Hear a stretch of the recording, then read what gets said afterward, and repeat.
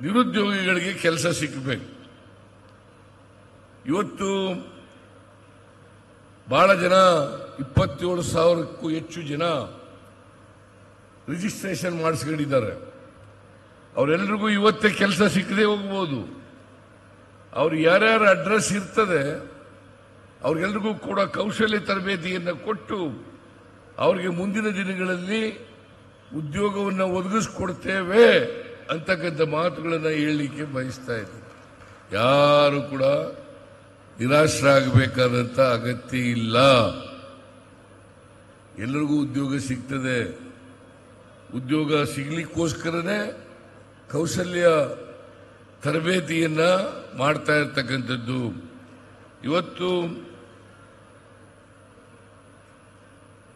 Periodic labour force survey ಅವರು ಭಾರತದಲ್ಲಿ ಉನ್ನತ ಶಿಕ್ಷಣ ಪಡೆದವರಲ್ಲಿ 18.9 ನಿರುದ್ಯೋಗ ಇದೆ. ಈ ದೇಶದಲ್ಲಿ ಒಂದು ಸರ್ವೆ ಮಾಡಿದ್ದಾರೆ.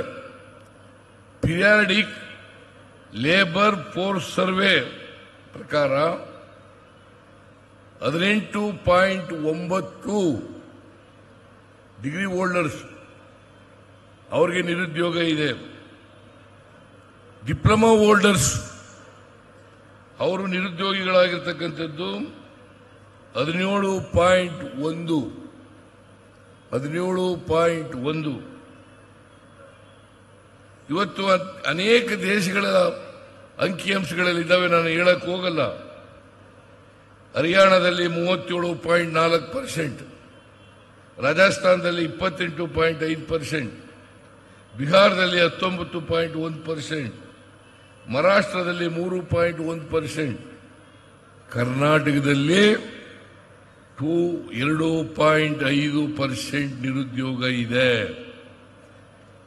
ಅಂದರೆ ಬೇರೆ ರಾಜ್ಯಗಳಲ್ಲಿ ಈಗ ಹೋಲಿಕೆ ಮಾಡಿದಾಗ ಕರ್ನಾಟಕದಲ್ಲಿ 2.5% ನಿರುದ್ಯೋಗ ಇದೆ. ಇಡೀ ದೇಶದಲ್ಲಿ ಇರ್ತಕ್ಕಂಥದ್ದು ಶೇಕಡಾವಾರು 18.9, ಕರ್ನಾಟಕದಲ್ಲಿರ್ತಕ್ಕಂಥದ್ದು 2.5.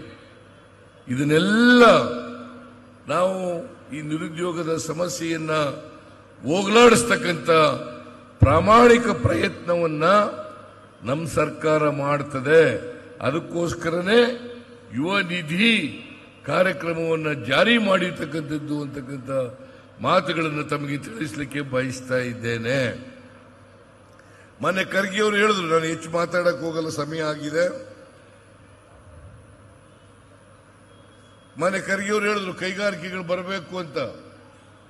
ಕೈಗಾರಿಕೆಗಳು ಬಂದ್ರೆ, ಇನ್ವೆಸ್ಟ್ಮೆಂಟ್ ಆದ್ರೆ, foreign development industry investment FDI ಹೆಚ್ಚು ಆದರೆ ನಮ್ಮಲ್ಲಿ ನಿರುದ್ಯೋಗದ ಸಮಸ್ಯೆಯನ್ನು ಬಗೆಹರಿಸಲಿಕ್ಕೆ ಸಾಧ್ಯ ಆಗ್ತದೆ. ಕಲಬುರಗಿ ವಿಭಾಗ, ಕಲ್ಯಾಣ ಕರ್ನಾಟಕ ವಿಭಾಗದಲ್ಲಿ ಇಂಡಸ್ಟ್ರಿಗಳು ಕಡಿಮೆ, ಇಲ್ಲಿ ಇಂಡಸ್ಟ್ರಿಗಳು ಬರೋದು ಕಡಿಮೆ ಇದೆ. ಅವ್ರು ಹೇಳಿದ್ರು ಹೆಚ್ಚು ಇನ್ಸೆಂಟಿವ್ಸ್ ನೀವು ಕೊಟ್ಟರೆ ನಮ್ಮಲ್ಲಿ ಕೈಗಾರಿಕೆಗಳು ಬರಲಿಕ್ಕೆ ಸಾಧ್ಯ ಆಗ್ತದೆ, ಪ್ರಾರಂಭ ಆಗಲಿಕ್ಕೆ ಸಾಧ್ಯ ಆಗ್ತದೆ. ನಾವು ಹೈದರಾಬಾದ್ ಕರ್ನಾಟಕ ಅಭಿವೃದ್ಧಿ ಮಂಡಳಿಯನ್ನು ಮಾಡಿದವರು ನಾವು 371J ಮಾಡಲಿಕ್ಕೆ ಇದೆ. ಮಾನ್ಯ ಖರ್ಗೆ ಅವರು, ಧರ್ಮಸಿಂಗ್ ಅವರು ಕಾರಣ ಅಂತಕ್ಕಂಥ ಮಾತುಗಳನ್ನು ಹೇಳಲಿಕ್ಕೆ ಬಯಸ್ತಾ ಇದ್ದೇನೆ. ಮನಮೋಹನ್ ಸಿಂಗ್ರವರು ಇದ್ದಂಥ ಕಾಲದಲ್ಲಿ ಆಯಿತು. ಮನಮೋಹನ್ ಸಿಂಗ್ರವರು ಇದ್ದಂಥ ಇವರ ಹೋರಾಟದ ಫಲವಾಗಿ ಇಲ್ಲಿ 371J ಸಿಕ್ತು.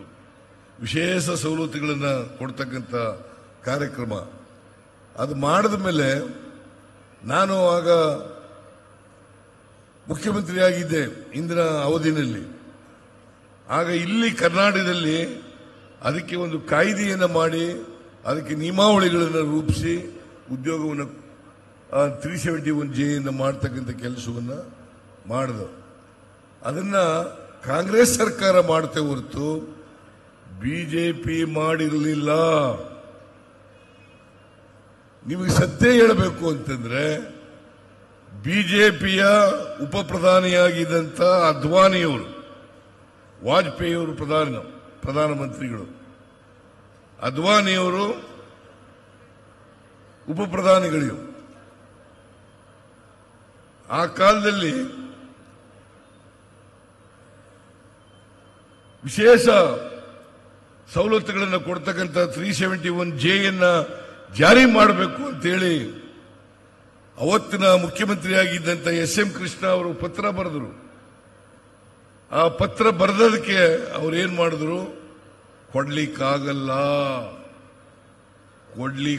ನೀವು ತಿಳ್ಕೋಬೇಕು, ಈ ಭಾಗದ ಜನ, ಕಲ್ಯಾಣ ಕರ್ನಾಟಕದ ಜನ ತಿಳ್ಕೋಬೇಕು ಅಂತಕ್ಕಂಥ ಮಾತುಗಳನ್ನು ಹೇಳಲಿಕ್ಕೆ ಬಯಸ್ತಾ ಇದ್ದೇನೆ. ಅವ್ರು ಕೊಟ್ಟಂತ ಉತ್ತರ, SM ಕೃಷ್ಣ ಅವರು ಮುಖ್ಯಮಂತ್ರಿ ಆಗಿರುವಾಗ ಮಾಡ್ಲಿಕ್ಕಾಗಲ್ಲ 371J.